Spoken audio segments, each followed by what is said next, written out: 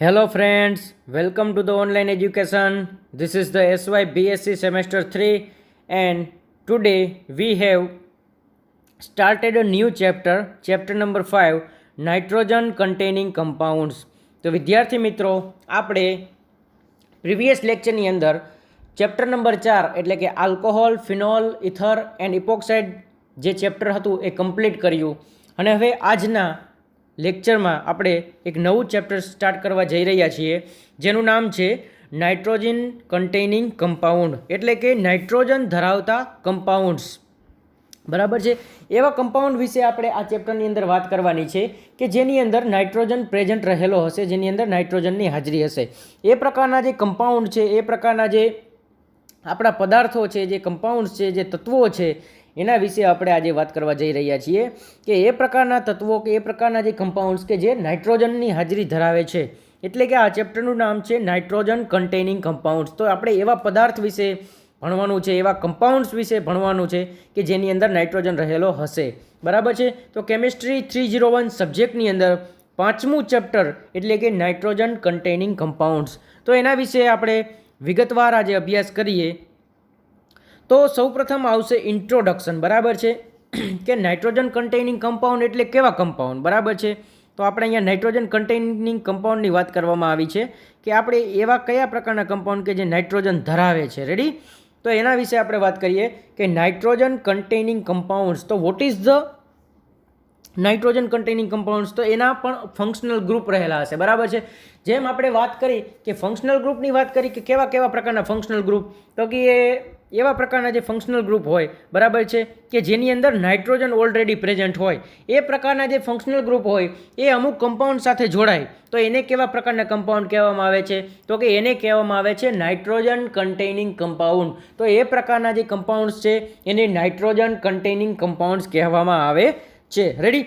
હવે એમાં આપણે વિગતવાર જોઈએ તો પહેલા વાત આવે છે amino, cyano, nitrile and isocyanide compounds are the important organic compounds containing nitrogen. હવે અહીંયા શું વાત કરવામાં આવી છે?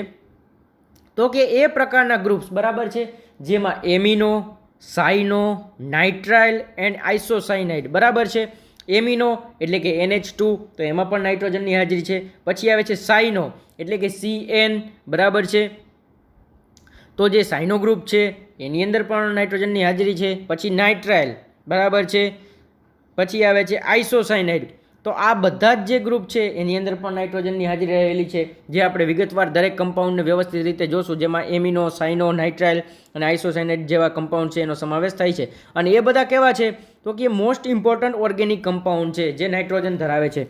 એ બધા જે કમ્પાઉન્ડ છે એ કેવા છે? તો કે દરેક કમ્પાઉન્ડ કેવું છે? તો કે દરેકે દરેક શું ધરાવે છે? તો કે નાઇટ્રોજનની હાજરી ધરાવે છે. રેડી. હવે આગળ જોઈએ. If amino group is attached with the carbon then an amino compound is formed. હવે શું વાત કરવામાં આવી છે કે જ્યારે એમિનો ગ્રુપ ધરાવતો જો કોઈ કાર્બન હોય તો એ કેવું છે? તો કે then an amino compound is form. તો જ્યારે અહીંયા વાત કરવામાં આવી છે કે એમિનો ગ્રુપ જ્યારે અટેચ થાય કાર્બનની સાથે તો શું જોવા મળે છે? તો કે એમિનો કમ્પાઉન્ડ ફોર્મ થતો જોવા મળે છે. If સાઇનો or nitrile group is attached then cyanide or nitrile compounds are formed. હવે શું થશે? તો કે જ્યારે સાઇનો અને નાઇટ્રાઇલ ગ્રુપ જ્યારે અટેચ થાય, બરાબર છે, ત્યારે સાયનાઇડ અને નાઇટ્રાઇલ કમ્પાઉન્ડ બનતા જોવા મળે છે. Structure of amines. If the hydrogen present in ammonia is replaced by hydrocarbon group. હવે જ્યારે હાઇડ્રોજન પ્રેઝન્ટ ધરાવતો એમોનિયા છે એને રિપ્લેસ કરે, બરાબર છે, હાઇડ્રોકાર્બન ગ્રુપ, તો શું બને? તો કે તો પણ આપણને એમાઇન બનતું જોવા મળે છે. So the structure of the amine compounds are similar to the structure of ammonia. હવે જે એમાઇનનું સ્ટ્રક્ચર છે એક એમોનિયાના સ્ટ્રક્ચરને મળતું આવે છે. ફરક કેટલો છે? તો કે એમોનિયાની અંદર એક નાઇટ્રોજનને 3 હાઇડ્રોજન રહેલા હશે, જ્યારે એમાઇન કમ્પાઉન્ડની અંદર એક નાઇટ્રોજનને 2 હાઇડ્રોજન રહેલા હશે. એટલે એને મળતું સ્ટ્રક્ચર આવે છે કે સ્ટ્રક્ચર ઓફ એમાઇન્સમાં શું કીધું છે? તો કે જ્યારે હાઇડ્રોજન પ્રેઝન્ટ હોય એમોનિયાની અંદર, બરાબર છે, અને એને રિપ્લેસ કરે હાઇડ્રોકાર્બન ગ્રુપ. હાઇડ્રોકાર્બન ગ્રુપ એટલે કે HC, એટલે જેનું સ્ટ્રક્ચર બનશે એ કેવું બનશે? તો કે NH2. એટલે જે આ સ્ટ્રક્ચર છે એમાઇનનું એ કેને સિમિલર, કેને મળતું આવે છે? તો કે એમોનિયાના સ્ટ્રક્ચરને મળતું આવે છે. In amine compounds nitrogen atoms are trivalent and possesses one non-bonding electron pair. હવે એમાઇન સ્ટ્રક્ચર જે છે એની અંદર તમને નાઇટ્રોજન એટમ છે એ કેવો જોવા મળશે તો કે ટ્રાયવેલેન્ટ, બરાબર છે, કે જે ત્રણેય બાજુથી બોન્ડ બનાવીને એકબીજા સાથે જોડાઈ શકે છે એવો ટ્રાયવેલેન્ટ હશે, અને એક એની પાસે નોન બોન્ડિંગ ઇલેક્ટ્રોન પેર હશે, બરાબર છે, એક નોન બોન્ડિંગ ઇલેક્ટ્રોન પેર રહેલી હશે એમિનો ગ્રુપ આગળ. Therefore the atomic orbital of nitrogen atom in amine compound possesses sp3 hybridization. હવે તેથી જે આ એટોમિક ઓર્બિટલ ધરાવતો જે નાઇટ્રોજન એટમ છે, બરાબર, એમાઇન કમ્પાઉન્ડનો, એ શું કરે છે તો કે sp3 હાઇબ્રિડાઇઝેશન ધરાવે છે. And the compound possesses pyramidal structure, અને એનું સ્ટ્રક્ચર કેવું હશે તો કે એનું સ્ટ્રક્ચર પિરામિડલ આપણને જોવા મળશે. Each sp3 hybrid orbit of the nitrogen gets overlapped with the atomic orbital of carbon. હવે એની દરેક sp3 હાઇબ્રિડ ઓર્બિટલ છે નાઇટ્રોજનની, એ કોની સાથે ઓવરલેપ થયેલી હશે તો કે એ જે કાર્બન મોલેક્યુલ છે એની સાથે ઓવરલેપ થયેલી હશે. એન્ડ ફોર્મ્સ એમાઇન કમ્પાઉન્ડ, અને શું બનાવશે તો કે એમાઇન કમ્પાઉન્ડ બનાવશે. And પોઝેસિંગ non bonding electron pair, બરાબર છે, અને એ પણ કેવી તો કે નોન બોન્ડિંગ ઇલેક્ટ્રોન પેર ધરાવે છે. હવે આગળ વધીએ આપણે. Classification of amine compounds. હવે આપણે જોવાનું છે ક્લાસિફિકેશન, બરાબર છે. એમાઇન કમ્પાઉન્ડ જે છે આપણે એનું ક્લાસિફિકેશન વિગતવાર જોશું, જે આ પ્રમાણે આપણને જોવા મળશે કે classification of amine compounds. Classification એટલે શું તો પહેલો સવાલ એ કે ક્લાસિફિકેશન એટલે વાત આવી અહીંયા વર્ગીકરણ વિશે, બરાબર. વર્ગીકરણ આપણે કરવાનું છે કોનું તો કે એમાઇન કમ્પાઉન્ડનું. એમાં આપણને ખબર છે કે 3 પ્રકારના એમાઇન હોય, પ્રાઇમરી એમાઇન, સેકન્ડરી એમાઇન અને ટર્સરી એમાઇન, જે આપણે હવે વિગતવાર જોઈએ. તો કે amines are derivatives of ammonia. હવે એમાઇન શું છે તો કે એમોનિયાના ડેરિવેટિવ છે, બરાબર છે. એમોનિયાના ડેરિવેટિવને આપણે એમાઇન્સ કહીએ છીએ. In which one or more hydrogen atoms have been replaced by alkyl group. હવે એમાંનો એક જ હાઇડ્રોજન એટમ છે એ જે એમોનિયાનો જે મોલેક્યુલ છે હાઇડ્રોજન એને રિપ્લેસ કરે છે, બરાબર. આલ્કાઇલ ગ્રુપ છે એ કોને રિપ્લેસ કરે છે તો કે એના જે હાઇડ્રોજન છે એને રિપ્લેસ કરે છે. રેડી? શું કીધું છે તો કે amines are derivatives of ammonia. એમોનિયાનો ડેરિવેટિવ કોણ છે તો કે amines. And which one or more hydrogen atoms have been replaced by alkyl group. હવે એમાંના એક વધારે જે હાઇડ્રોજન છે એને રિપ્લેસ કરશે આપણો આલ્કાઇલ ગ્રુપ. એટલે શું બનશે તો કે methyl amine, dimethyl amine and trimethyl amine. એટલે કે નોન બોન્ડિંગ પેર ઇલેક્ટ્રોન જે છે એ મિથાઇલ, બરાબર છે, એમાં મિથાઇલ ગ્રુપ જોડાય એટલે પહેલું બને મિથાઇલ એમાઇન, પછી બને ડાયમિથાઇલ એમાઇન, એનો એક હાઇડ્રોજન વિસ્થાપિત થાય અને રિપ્લેસ કરીને કોણ બને, કોણ જોડાય તો કે મિથાઇલ ગ્રુપ જોડાય. અને ટ્રાયમિથાઇલ એમાઇનમાં જે ત્રણ જે હાઇડ્રોજન છે એનું વિસ્થાપન થઈને 3 ગ્રુપ મિથિલિનના જોડાઈ જાય એટલે કે ટ્રાયમિથાઇલ એમાઇન બનતો જોવા મળશે. હવે કહે છે amines are classified as a primary, secondary or tertiary according to the number of alkyl group attached to the nitrogen atom. જે એમાઇન્સ છે એને ક્લાસિફાઈ કરવામાં આવે છે પ્રાઇમરી, સેકન્ડરી અને ટર્સરી કમ્પાઉન્ડની અંદર, બરાબર છે, જે according to the number of alkyl group, જે આલ્કાઇલ ગ્રુપને અટેચ થયેલા છે નાઇટ્રોજન એટમ સાથે, એના આધારે આપણે એને પ્રાઇમરી, સેકન્ડરી અને ટર્સરી એવા નંબર આપીશું. જે અહીંયા નીચે મુજબ છે. પ્રાઇમરી છે તો અહીંયા જોઈ શકીએ કે 2 હાઇડ્રોજનને એક સાઈડમાં આપણે આલ્કાઇલ ગ્રુપ જોડાયેલું તે પ્રાઇમરી છે. પછી સેકન્ડરી કેને કહેશું તો જો એક બાજુ હાઇડ્રોજન અને 2 બાજુ જ્યારે આલ્કાઇલ ગ્રુપ જોડાયેલા હોય તો એને સેકન્ડરી કહેશું. અને 3 હાઇડ્રોજનનું વિસ્થાપન થઈને 3 બાજુ આલ્કાઇલ ગ્રુપ જોડાઈ ગયા હોય તો એને ટર્સરી એમાઇન કહેશું. જે ઉપરના ઉદાહરણ છે એમાં મિથાઇલ એમાઇન છે એ પ્રાઇમરી એમાઇન છે, ડાયમિથાઇલ એમાઇન છે એ સેકન્ડરી એમાઇન છે, અને જે ટ્રાયમિથાઇલ એમાઇન છે એ ટર્સરી એમાઇનનું ઉદાહરણ દર્શાવેલું છે, બરાબર છે. હવે આગળ વધીએ. A primary amine has only one alkyl group directly attached to the nitrogen.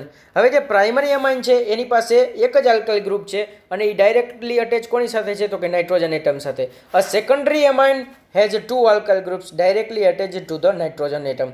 હવે જે સેકન્ડરી એમાઇન છે એની પાસે 2 આલ્કાઇલ ગ્રુપ છે અને એ ડાયરેક્ટ અટેચ કોની સાથે છે તો કે નાઇટ્રોજન એટમની સાથે. And a tertiary amine has 3 alkyl groups directly attached to the nitrogen atom. હવે જે ટર્સરી એમાઇન છે એની પાસે 3 શું છે તો કે 3 આલ્કાઇલ ગ્રુપ છે અને કોની સાથે અટેચ થયેલા છે તો કે નાઇટ્રોજન એટમ સાથે ડાયરેક્ટ. હવે અહીંયા આપણને દર્શાવવામાં આવ્યું છે કે sp3 હાઇબ્રિડાઇઝેશન ત્રણેયના, બરાબર છે. કેવી રીતે તો કે જો મિથાઇલ એમાઇન, ડાયમિથાઇલ એમાઇન અને ટ્રાયમિથાઇલ એમાઇનના સ્ટ્રક્ચર છે. મિથાઇલ એમાઇનના સ્ટ્રક્ચરમાં નાઇટ્રોજનની સાથે એક દૂરના ભાગમાં હાઇડ્રોજન છે, બરાબર છે, જે પાછળની સાઈડ જતો દેખાય છે, અને એક છે અહીંયા, બરાબર છે, તો એક પાછળના ભાગમાં અને એક અહીંયા બાજુમાં બરાબર છે 2 હાઇડ્રોજન રહેલા છે અને એક મિથાઇલ ગ્રુપ જોડાયેલું છે જેને કહેવાય મિથાઇલ એમાઇન પ્રાઇમરી એમાઇન છે અને એની 2 લોન પેર ઇલેક્ટ્રોન છે જે sp3 હાઇબ્રિડાઇઝ છે. પછી ડાયમિથાઇલ એમાઇનનું સ્ટ્રક્ચર આપેલું છે જેમાં નાઇટ્રોજન બરાબર છે એક મિથાઇલ ગ્રુપ અહીંયા બાજુમાં છે અને એક મિથાઇલ ગ્રુપ અહીંયા પાછળના ભાગે જતું જોવા મળે છે બરાબર છે બાજુમાં. અને અહીંયા છે ડાયમિથાઇલ એમાઇન બરાબર છે જો એને સેકન્ડરી એમાઇન છે ને sp3 હાઇબ્રિડાઇઝ ધરાવે છે. પછી આવે છે ટ્રાયમિથાઇલ એમાઇન જેમાં 3 મિથાઇલ ગ્રુપ છે, એક અહીંયા સામે છે, એક અહીંયા પાછળના ભાગે અને એક બાજુના ભાગે. એવી રીતે બાય પિરામિડલ સ્ટ્રક્ચર બનાવે છે બરાબર છે, પિરામિડ જેવું સ્ટ્રક્ચર, 2 પિરામિડ ભેગા થઈને કેવું સ્ટ્રક્ચર બને એવું સ્ટ્રક્ચર બનાવે છે જેને કહેવાય ટ્રાયમિથાઇલ એમાઇન, ટર્સરી એમાઇન. ત્રણની પાસે sp3 હાઇબ્રિડાઇઝ સ્ટ્રક્ચર રહેલ છે. હવે વાત કરીએ આગળ આપણે તો કે amines have further classified as below aliphatic amines. હવે વાત કરીએ એલિફેટિક એમાઇનની કે amines in which the nitrogen atom is attached to the one or more alkyl group. હવે એલિફેટિક એમાઇનની વાત કરવામાં આવી છે જેમાં એમાઇન જે છે એ નાઇટ્રોજન એટમ ધરાવે છે. એ કોની સાથે અટેચ છે તો કે એક અથવા તો એક કરતાં વધુ આલ્કાઇલ ગ્રુપ ધરાવે છે જેમાં મિથાઇલ એમાઇન અને ડાયમિથાઇલ એમાઇનનો સમાવેશ થાય છે જેને કહેવામાં આવે છે એલિફેટિક એમાઇન, કેમ કે એમાં કોઈ એરોમેટિક સ્ટ્રક્ચર રહેલું નથી એટલે એને કહેવામાં આવે છે એલિફેટિક એમાઇન. હવે વાત કરીએ આપણે એરોમેટિક એમાઇન્સ વિશે બરાબર છે કે એરોમેટિક એમાઇન્સ એટલે વળી શું એમ તો આપણને એ પ્રશ્ન થાય તો કે એરોમેટિક સ્ટ્રક્ચર સાથે એમાઇન ગ્રુપ જોડાયેલું હોય તો એને કહેવામાં આવે છે એરોમેટિક એમાઇન્સ. હવે એમાં પણ 2 એમાઇન છે, એરાઇલ એમાઇન્સ અને એરાઇલ આલ્કાઇલ એમાઇન્સ બરાબર છે. Amines in which the nitrogen atom is attached to one or more aromatic rings or aryl groups. હવે એવો એમાઇન કે જેની અંદર નાઇટ્રોજન એટમ છે ને એ કોની સાથે અટેચ થયેલો હોય તો કે એક અથવા તો એકથી વધુ એરોમેટિક રિંગ સાથે અટેચ થયેલો હોય અને એની અંદર પાછો એરાઇલ ગ્રુપ્સ હોય તો એને કહેવામાં આવે છે એરાઇલ એમાઇન્સ. જેમ કે એનિલિન બરાબર છે, એમિનો બેન્ઝીન પણ એને કહેવામાં આવે છે અને એનિલિન પણ કહે છે, એનું કોમન નેમ છે એનિલિન અને IUPAC નેમ છે એનું એમિનો બેન્ઝીન બરાબર છે. તો એ આપણે જોઈ શકીએ તો એ કેવું છે તો કે એ એરાઇલ એમાઇન્સ છે. પછી આવે છે ડાયફિનાઇલ એમાઇન બરાબર છે, બંને બાજુ ફિનાઇલ રિંગ છે અને વચ્ચે એમાઇન ગ્રુપ જોડાયેલું છે જે અહીંયા દર્શાવ્યું છે તો એને કહેવાય ડાયફિનાઇલ એમાઇન. રેડી. પછી આવે છે aryl alkyl amines, amines in which the nitrogen atom is attached to the alkyl group which joint with the aromatic ring. એમાં ફિનાઇલ મિથેન એમાઇન રહેલું છે બરાબર છે, જેમાં ફિનાઇલ રિંગ સાથે એમિનો ગ્રુપ અને મિથાઇલ ગ્રુપ જોડાયેલું છે એટલે એને કહેવામાં આવે છે ફિનાઇલ મિથાઇલ એમાઇન. રેડી. અને બીજું એક ઉદાહરણ છે નોર્મલ બેન્ઝાઇલ ઇથાઇલ એમાઇન બરાબર છે, જેમાં આપણે નોર્મલ બેન્ઝાઇલ ઇથાઇલ એમાઇનનો પણ સમાવેશ કરવામાં આવે છે જેને કહેવાય એરાઇલ આલ્કાઇલ એમાઇન, જેમાં એરાઇલની સાથે આલ્કાઇલ ગ્રુપ પણ જોડાયેલું છે બરાબર છે. તો આ વાત થઈ આપણે ક્લાસિફિકેશન ઓફ એમાઇન કમ્પાઉન્ડ જેમાં એલિફેટિક એમાઇન તથા આપણે એરોમેટિક એમાઇનનો સમાવેશ થાય છે. હવે એલિફેટિક એમાઇનની અંદર આપણે જોયું કે મિથાઇલ એમાઇન અને ડાયમિથાઇલ એમાઇનનું સ્ટ્રક્ચર છે અને વાત કરી એરોમેટિક એમાઇન તો એમાં પણ 2 પ્રકાર છે, એરાઇલ એમાઇન અને એરાઇલ આલ્કાઇલ એમાઇન બરાબર છે. જેમાં ઉપર મુજબ આપણે જોયું કે ક્લાસિફિકેશન ઓફ એમાઇન તો એમાં પ્રાઇમરી, સેકન્ડરી અને ટર્સરી એમ 3 પ્રકારના કમ્પાઉન્ડનો સમાવેશ થતો જોવા મળે છે.